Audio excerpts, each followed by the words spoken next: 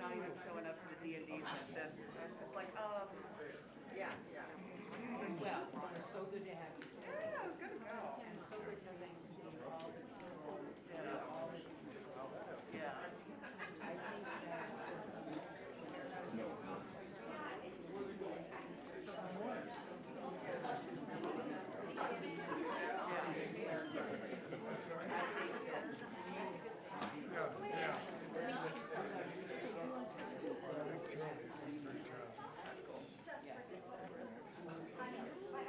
thinking a lot about that.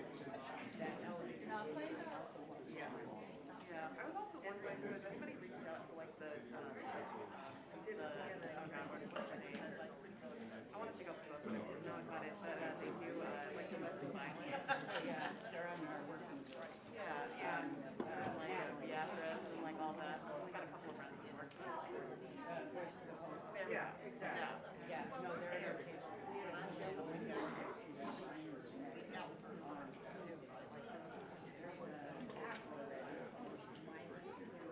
Yeah, yeah. That means no. that's what we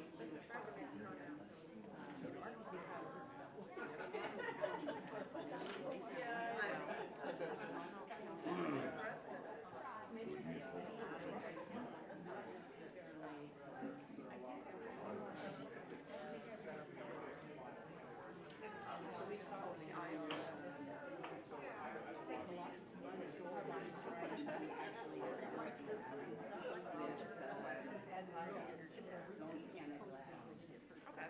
Yeah. he's the content provider.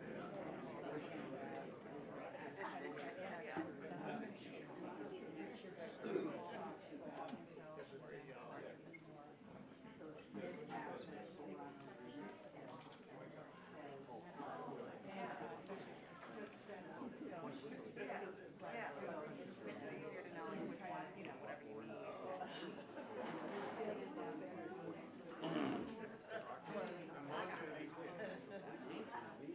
It's been a while. Hi, Vicky. How are you?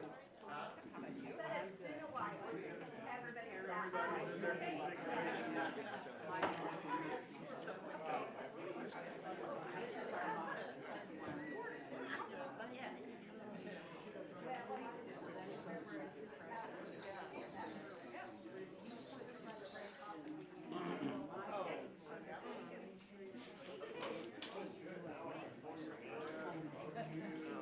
Yeah, because I went there too, and I was trying to find like ways to like do like action type stuff, and it's just I can't just go on your list. Yeah, yeah. It really seems to be. Yeah, it seems like it's always something. Hi, Sandra. I really appreciate it. So Jane has our return coordinator because we got this thing last.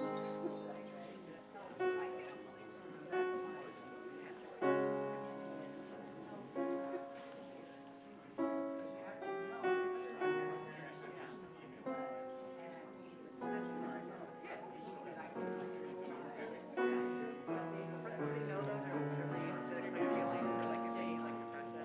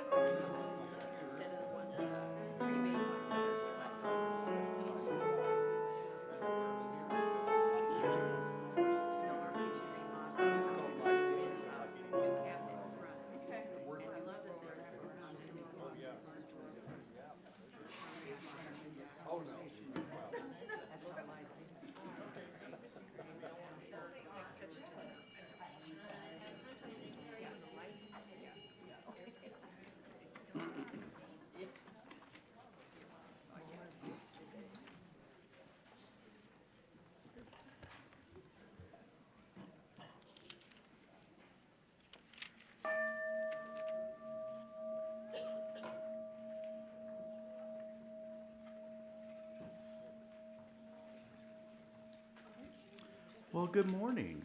Morning. Welcome to the Unitarian Church of Lincoln. A little tongue twister this morning.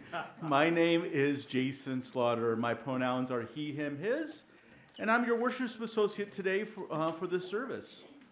Over the last few years, the way we've met has often changed, but whether in person, on Zoom, or on the YouTube live stream that's going right now, or some way we may not even think of yet, worshiping together is just lost my place. Worshiping together is a chance to deepen our connection with the sources of meaning in our lives and to proclaim who we are and what we are about, throwing open the doors of our congregation and proclaiming the radical love and welcome that is the heart of our church.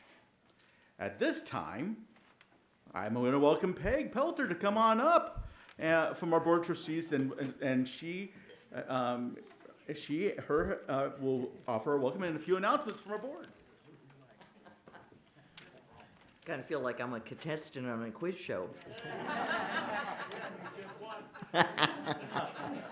Good morning, I'm Peg Pelter, and my pronouns are she, her, hers. As a member of the Board of Trustees, I want to offer you a special welcome to those of you who are visiting for the first time. I have a few announcements to share as our church community extends beyond Sunday morning worship. The transition team is holding the third town hall next Sunday, March 9th. The topic will be worship. We want to hear your thoughts and ideas. Please join us in person or on live stream after the service. We are hiring a 10-hour-a-week membership coordinator. Use the We Are Hiring button at the top of our website to find more information on how to apply or check in with the church office if you have questions. Put on your thinking caps here, people. We need applications. Save the date for the Lincoln City Council Candidate Forum on Thursday, March 20th at 7 p.m. There is more information in the March newsletter, The Beacon, that came out yesterday. After church, please join the newcomers chat by the tree next to the library, kind of off to the right after church. This is a casual chit chat just to put faces to names. So, thank you. Thank you, Peg. The Unitarian Church of Lincoln aspires to be a loving community united in reason with spiritual exploration to transform ourselves and our world. We have a big vision here. And we know that creating a loving community begins with welcome. So whether this is your first time or maybe your 500 millionth time, if you come here hopeful or heartbroken, whatever your age, gender, skin color, whomever you love, you are welcome here. As we enter to worship, take a moment to center yourself in this place. Find a comfortable position in your body. Take a few deep breaths. Now let's continue into our worship with our chalice lighting. Our chalice lighting reading today is titled Know This by Chad A. Snyder. We truly know far less than we think we do, but let us know this much. We are not alone in our joy, in our loss, in our quiet, daily, blessedly ordinary moments. We are not alone.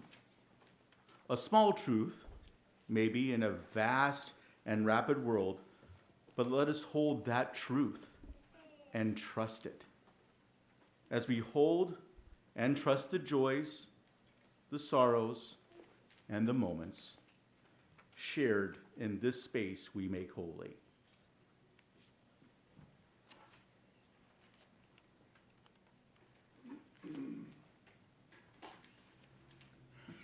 Now, if you all join us in a joyful noise, let's stand up if you are able to and sing I've Got Peace Like a River, hymnal 100.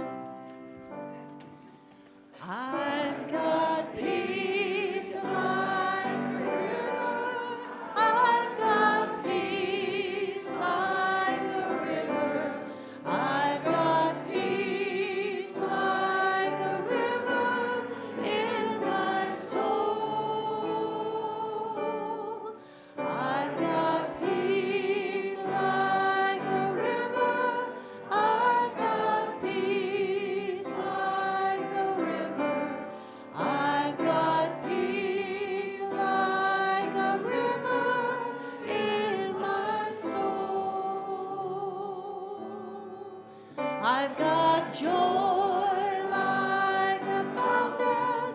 I've got joy like a fountain.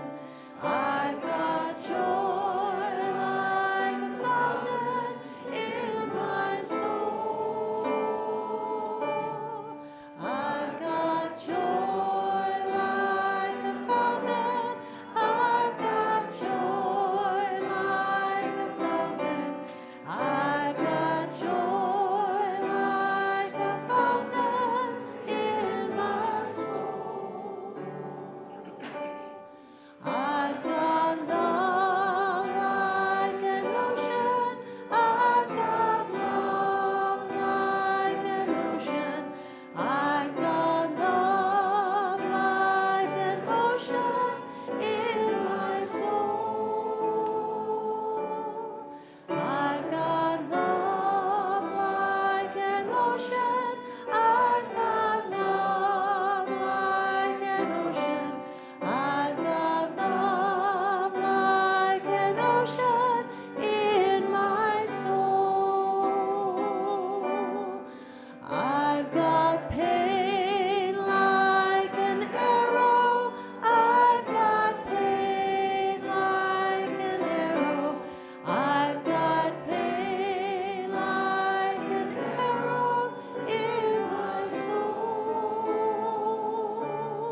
I've got pain like an arrow. I've got pain like an arrow. I've got pain like an arrow in my soul. I've got tears like the raindrops. I've got tears like the raindrops. I've got tears like the raindrops in my soul. I've got tears like the raindrops. I've got tears like the raindrops. I've got tears like the raindrops in my soul. I've got strength like a mountain. I've got strength like a mountain. I've got strength like a mountain in my soul. I've got strength like a mountain. I've got strength like a mountain. I've got strength like a mountain in my soul.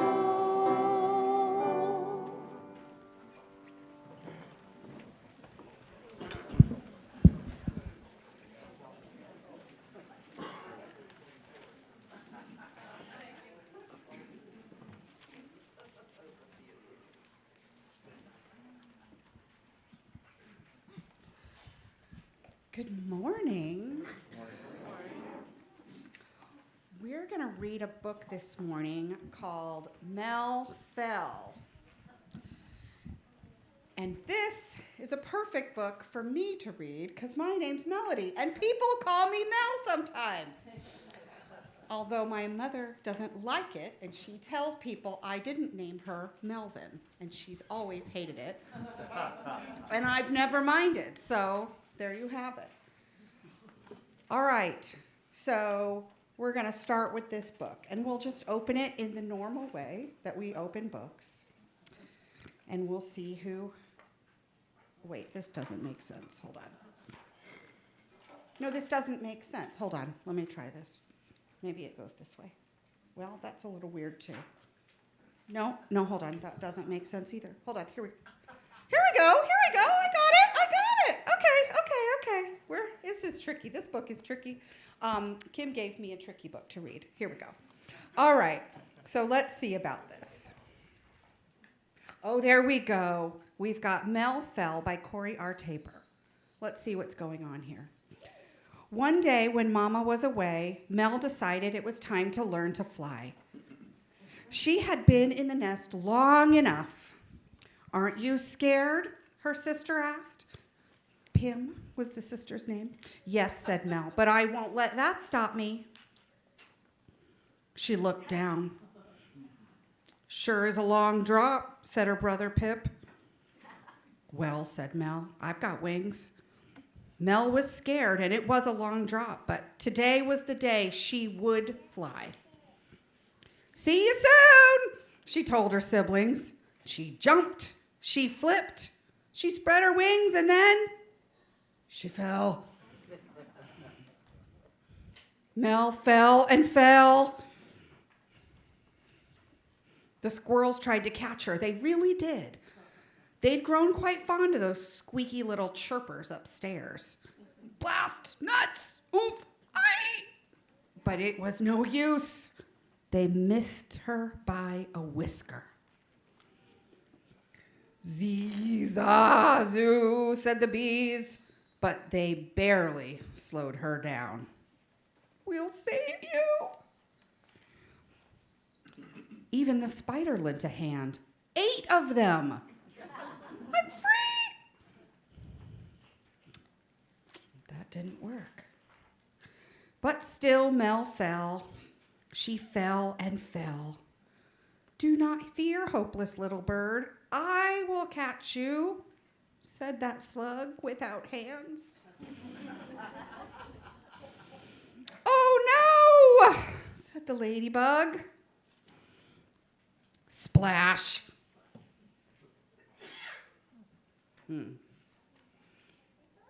Mel dived in the water. She snapped her beak and caught a little fish. She kicked her legs and she wiggled her tail feathers. She spread her wings and then she flew! And the ladybug's so happy for her. Mel flew and flew, past the ants, past the slug. As Mel flew, the spider clapped her hands, all 8 of them. Clap, clap, clap, clap, clap, clap, clap. The bees said, huzzah, huzzah, bzz, bzz, bzz, bzz, bzz, bzz. The squirrels raced her to the top, and we all know how fast squirrels are. Mama was waiting when she got there. I flew, said Mel. And the fish said, I'm flying. I knew you could, said Mama. I knew I could too, said Mel. And then the fish, somebody said to the fish, do not fear, helpless little fish. I will catch you. Splash. And that's our story about Mel. And the reason Mel could do that, the way she did that, because she's a kingfisher. And kingfishers catch fish by diving into the water from the branches or tree branches or wires. Many kingfishers nest in tunnels they dig in earthen banks near water, while others nest in tree hollows. Some even live in old termite nests. A young kingfisher probably doesn't catch a fish the first time they leave the nest. But then Mel, like all Mels, is a very special bird. And with that, we'll send our children to their classes.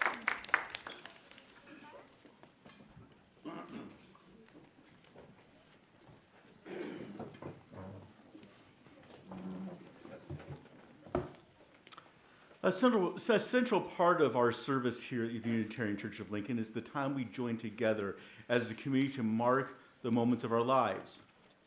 We share with one another our joys, our sorrows, and the events that mark the steps on our journey. The threads of sorrow and those of joy are intertwined in the fabric of our lives, present for all, remembered by all. We share these threads as they are woven together with those of others in our community. Our joys are shared and magnified. We are comforted in our sorrows. I invite you, if you're online on the YouTube live stream, to please chat in. I've got my phone right here so I can see. It is a bit of a delay, but I'll get to you. Or if you're here, speak up in this shared space, your name or the name of another you wish to be remembered in sorrow. Mark, I'm sorry? Mark, Mark. Thank you. Go ahead. Evelyn. Deirdre. The Herbeck family? The Herbeck family? The Herbeck family. Suzanne. Lily. The people of Ukraine. The people of the United States. I have before we continue, I do have one in the chat from Mary Samamar Sorrow of not already mentioned, the family of Herd Shemek. I heard some. Palestine.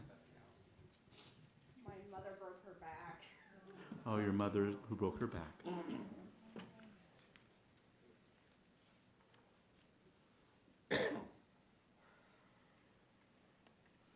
Now, I invite you, if you're on the YouTube live stream, please type in the chat, or if you're here, speak in this share space of your name, or the name of another you wish to be remembered. Enjoy.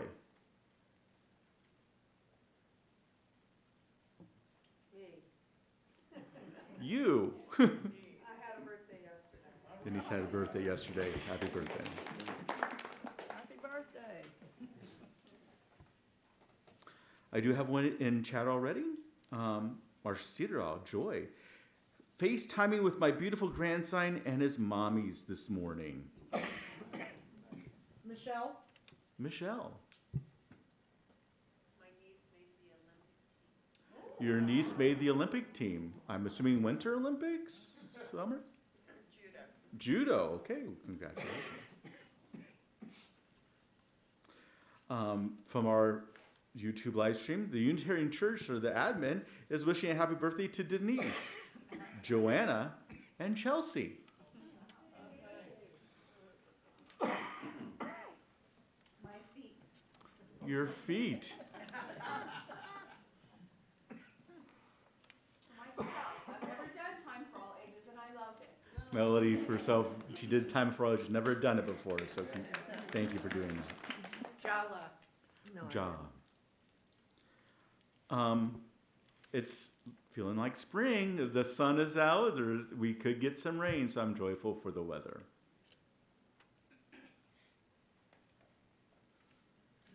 So we too know here that there are some joys, some sorrows that are yet unspoken, but still deeply felt. Let us hold a moment of silence for everything unspoken.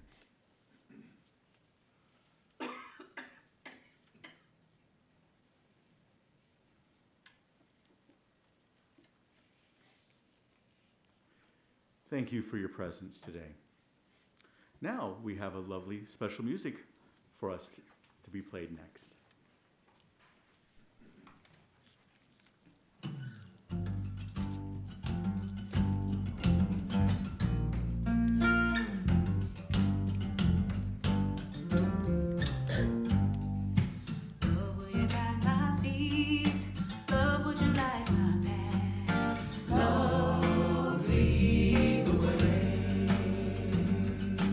Love will you fill my needs? Love will you do the math?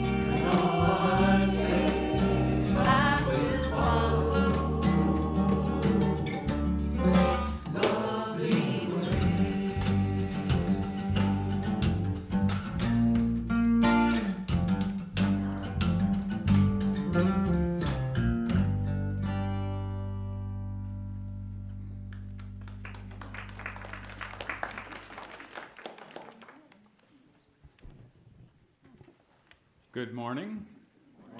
My name is Charlie Ahern. I am a worship associate here at the Unitarian Church of Lincoln. I am not the minister. Reverend AJ is off for a few days, and so I'm trying to fill in. Before I read Psalm 73, which is sometimes referred to as the Declaration of Trust, I feel that I should share my approach to the Bible and this psalm. During a previous service, I had wrestled with the parable of the sheep and goats, and after the service, someone told me that in her 30 years as a member of UCL, she had only heard Bible passages read during a service a handful of times. That sounds a little low, but infrequent enough that I feel like I should set the stage before surprising you. I am not a Christian. I am a humanist. As a humanist, I believe that humanity created God, gods, and goddesses, not the other way around. I believe that Jesus was a prophetic man, not a god, not the son of a supernatural being. I do not believe in heaven or hell. Humans create the conglomerate rocks of heaven and hell here on earth. Here in this room, we are creating heaven and hell for those around us. I believe that the Bible was written and translated by many people, almost all men, over the centuries. I had never owned a Bible until about a year ago, but I bought one because I wanted to get some direct experience with an important American cultural artifact. As a side note, my wife mentioned to a friend that I had purchased the New Oxford Annotated Bible with the Apocrypha. Was I close? Okay. My wife's friend, unfortunately, was offended that I would purchase such an untrustworthy fake. I didn't realize that portions of the Apocrypha are included in the Roman Catholic, Greek, and Slavonic Bibles, but most definitely not in the Protestant Bible. I guess I should have been more suspicious when I noticed on the cover that I had purchased an ecumenical study Bible. But don't worry, the Psalms are part of the traditional Old Testament canon. Although I will confess that after several readings of Psalm 73, I was reminded of Jules Winfield's monologue in the Hawthorne Diner. Psalm 73 is a story in 3 parts: the triumph of the wicked, the search for justice, and the triumph of justice. Now, at the risk of offending more traditional Christians, as a humanist, I will use humanity as a substitute for God in the text. Also, when I say they and them, I am referring to the wicked. When I say you, I am speaking to each of you as humans. Let's begin. Book 3, Psalm 73. Truly, humanity is good to the upright, to those who are pure in heart. But as for me, my feet had almost stumbled. My steps had nearly slipped, for I was envious of the arrogant. I saw the prosperity of the wicked, for they have no pain. Their bodies are sound and sleek.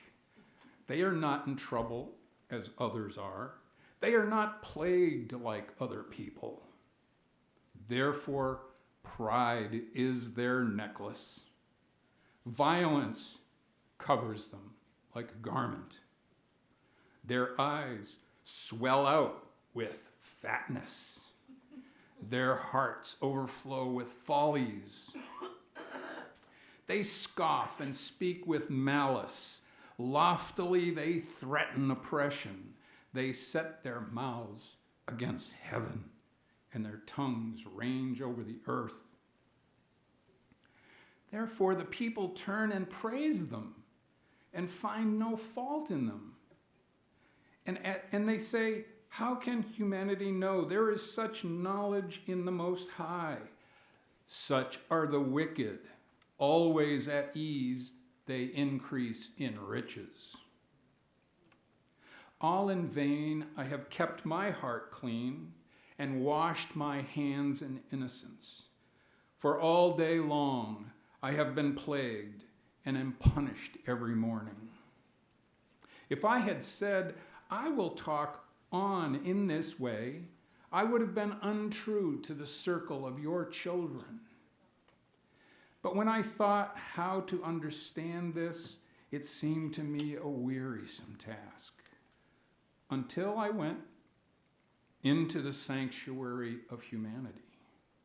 Then I perceived their end. Truly, you set them in slippery places. You make them fall to ruin. How they are destroyed in a moment, swept away utterly by terrors.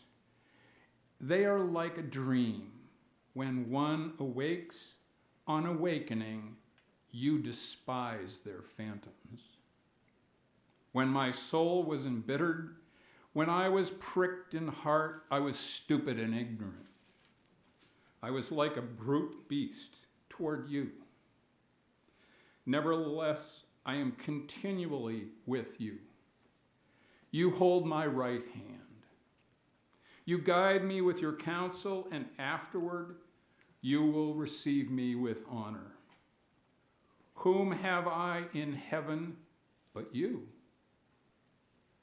And there is nothing on earth that I desire other than you. My flesh and my heart may fail, but humanity is the strength of my heart and my portion forever. Indeed, those who are far from you will perish. You put an end to those who are false to you. But for me, it is good to be near humanity. I have made humanity my refuge, to tell of all your works.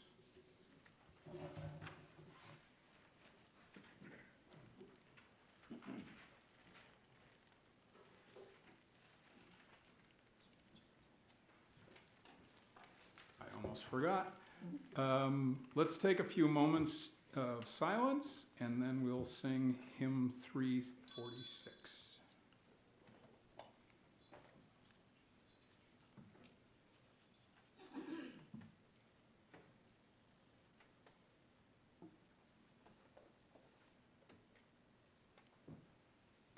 So I think for this hymn we'll stay seated, and again it's hymn 346 in the gray hymnal. Come sing a song with me.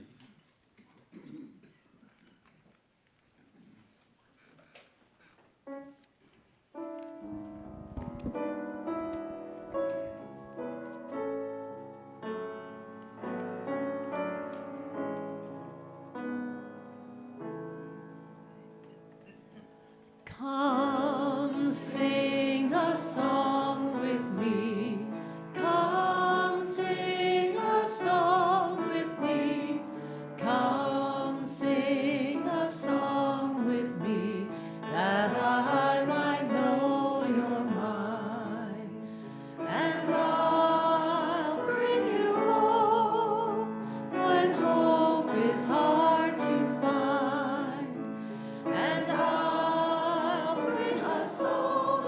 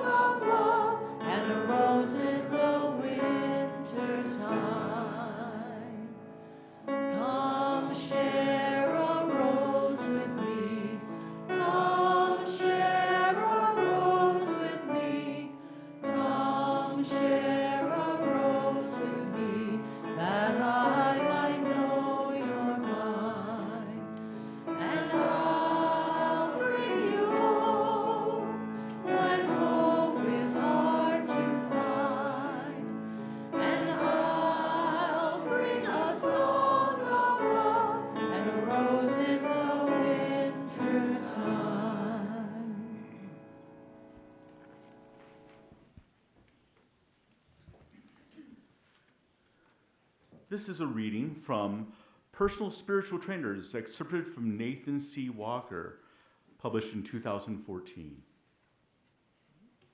When you come to me, come not with the expectation to have some passive clergyman coddle you in complacency.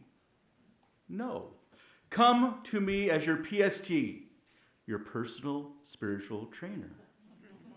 I'm serious. I want to see you move.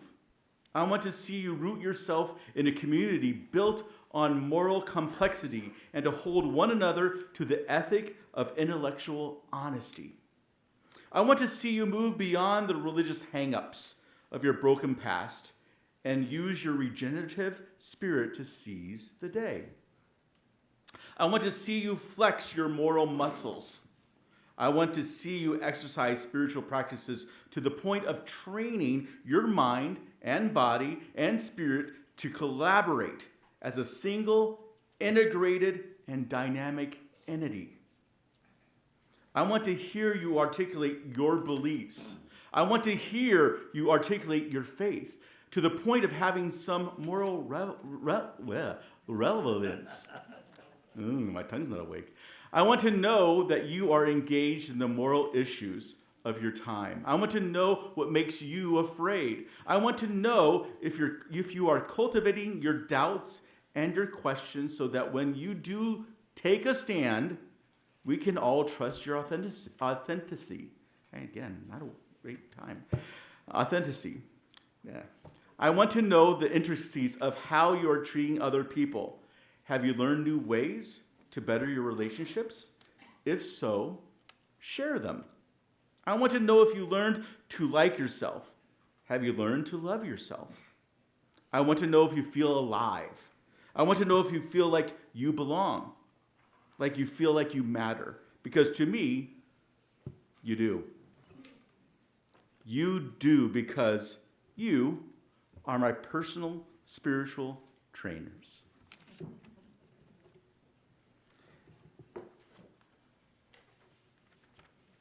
Each week, we take a collection to support the work of this church and our partners in our community. We do this because just as we all grow from our participation in this community, we all give back through our time, our talent, and our treasure. As the next special music plays above me on the screen, the ushers will pass our offering plates. You can also give by texting UC Lincoln and the amount to 73256. That's UC Lincoln and the amount to 73256. The offering will now be gratefully received.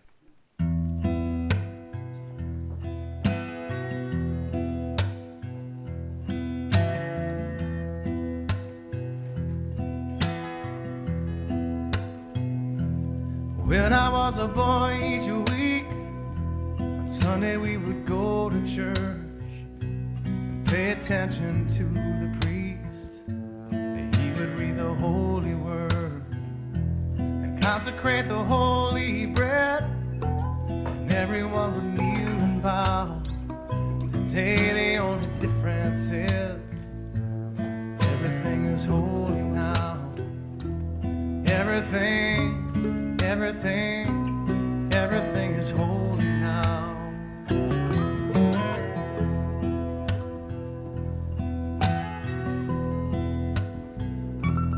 when I was in Sunday school, we would learn about the time Moses split the sea in two, Jesus made the water wine. And I remember feeling sad. Miracles don't happen still, but now I can't keep track, 'cause everything's a miracle.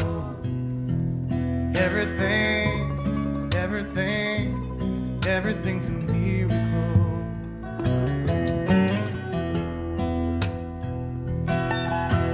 Wine from water is not so small, but an even better magic trick said anything is here at home.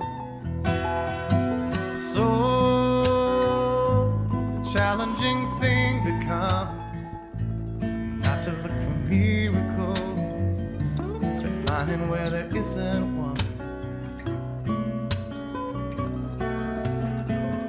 holy water wasn't rare at best. It barely wet my fingertips. But now I have to hold my breath like I'm swimming in a sea of it. It used to be a world half there, heaven's second-rate hand-me-down. But I walk it with a reverent air, 'cause everything is holy now.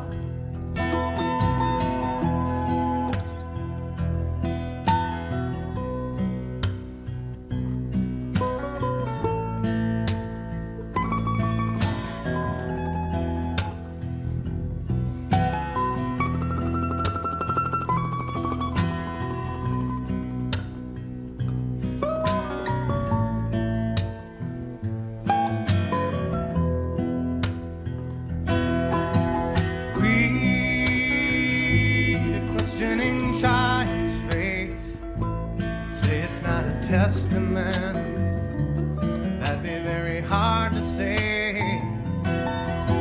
See another new morning come, say it's not a sacrament. I tell you that it can't be done.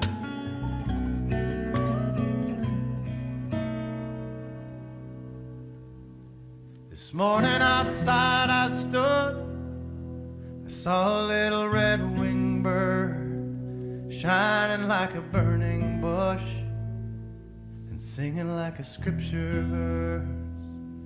It made me want to bow my head. I remember when church let out, how things have changed since then. Everything is holy now. It used to be a world half there, heaven's second-rate hand-me-down.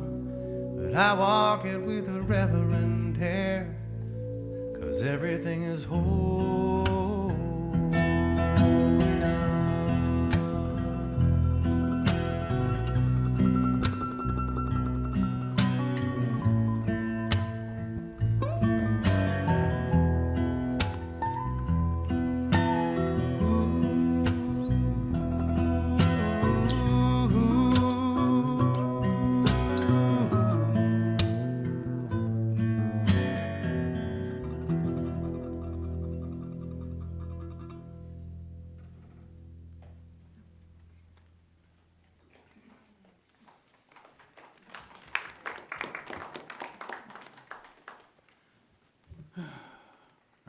That song.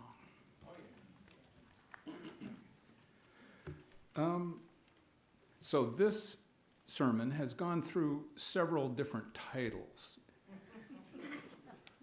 And lately I've been thinking of it as trust, belief, and faith. The theme today, or the theme this month, is trust. And when I prepare sermons, I look up the words to make sure that I understand their clear meaning. I found what I thought would be a clear definition of trust: a firm belief in the integrity, ability, or character of a person or thing. And to me, it seems you could simplify that and say trust is a firm belief in the character of a person. Or trust is a firm belief in the integrity of a thing, such as the Supreme Court of the United States. I think the key to understanding these variations is firm belief between trust, belief, and faith. How could a belief be firm? It seems to me that a firm belief implies evidence or direct experience that supports the belief. But what is a belief? These are circular definitions, it seems. The definition I found states that a belief is the mental act, condition, or habit of placing trust or confidence in another. So it seems like a belief, or It feels like a weak definition. Trust is the act of placing trust in another. It sounds like the definition of the thing is the thing. It seems to me that a key element that's missing in the definition of belief is the word firm. Could a definition between trust and belief imply that a belief lacks evidence or direct experience? Also, the definition of a belief seems to focus primarily on the attention of another person. To me, trust may be supported by evidence or direct experience, while a belief seems less supported and more simply based on the credibility of another person. Other definitions of trust also equate it to faith, which is defined as the assent of the mind to the truth of what is declared by another, and here's the key, resting solely and implicitly on his authority and veracity. Interesting. Rather than a firm basis, faith seems unsupported, less firm.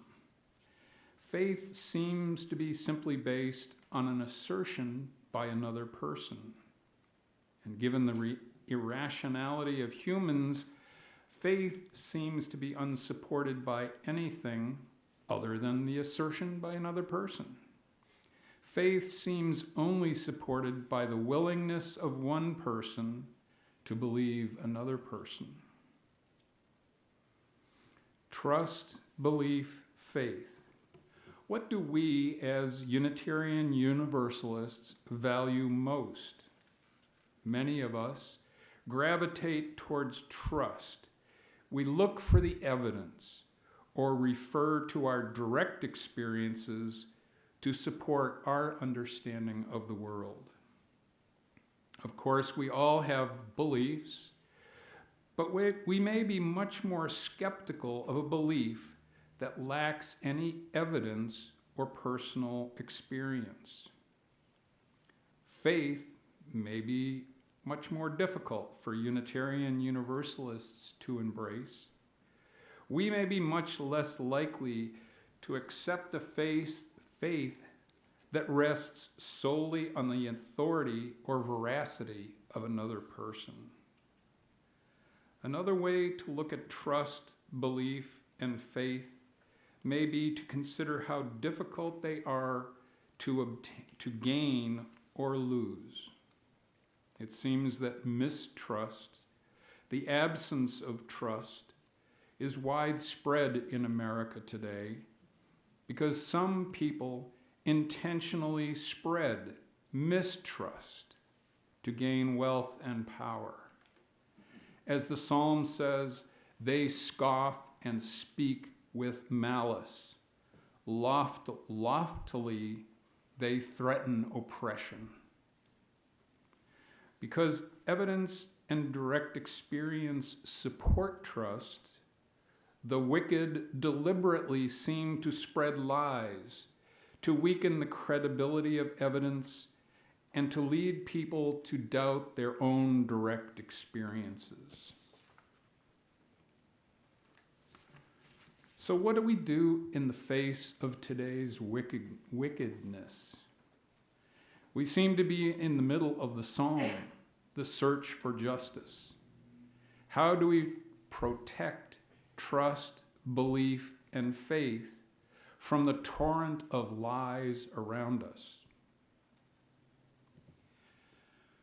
First and foremost, I suggest that you look for the evidence and carefully consider your own direct experience. Rather than trust but verify, I would suggest verify, then trust. But trust is not an all or nothing proposition.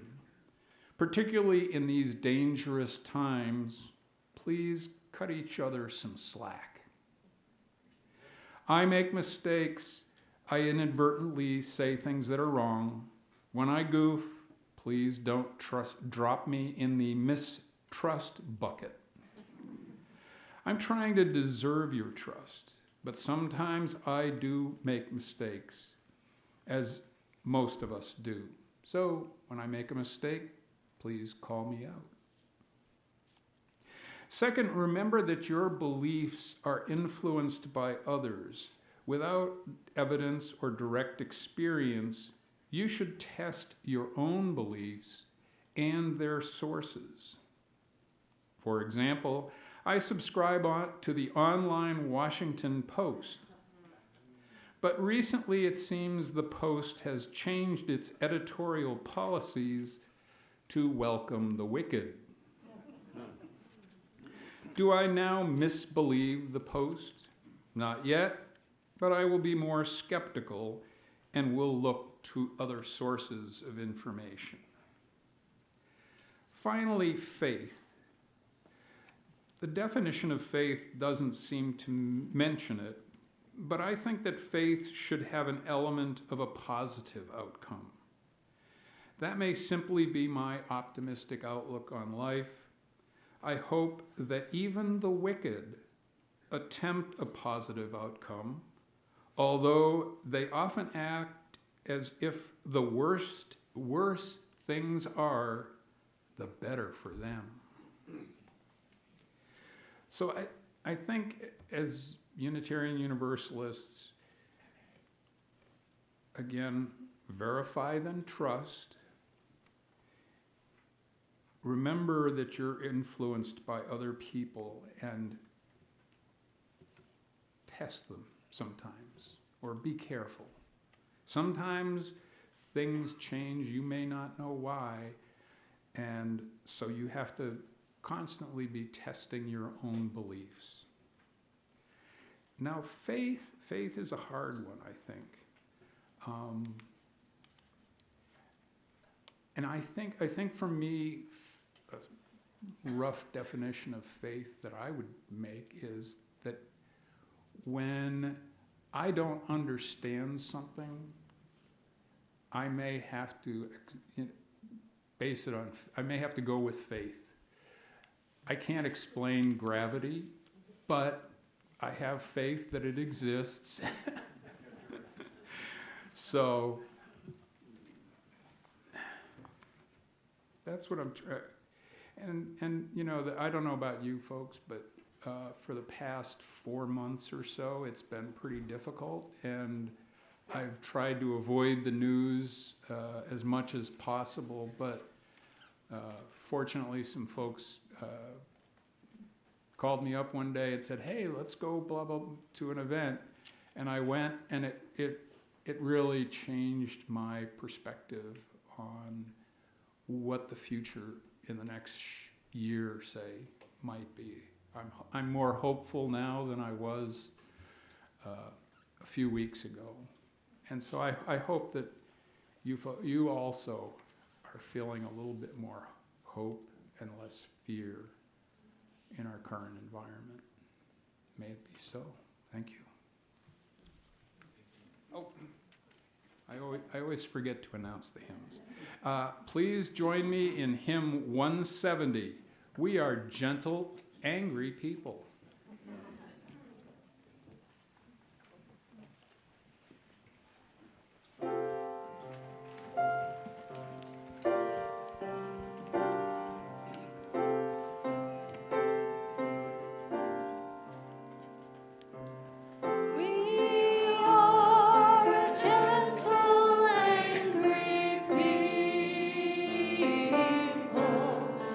And we are singing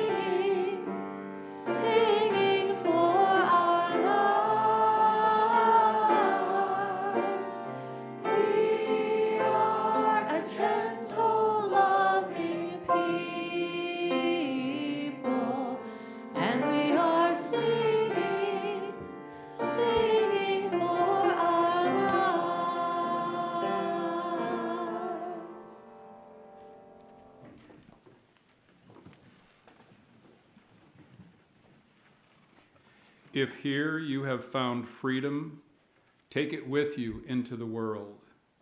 If you have found comfort, go and share it with others.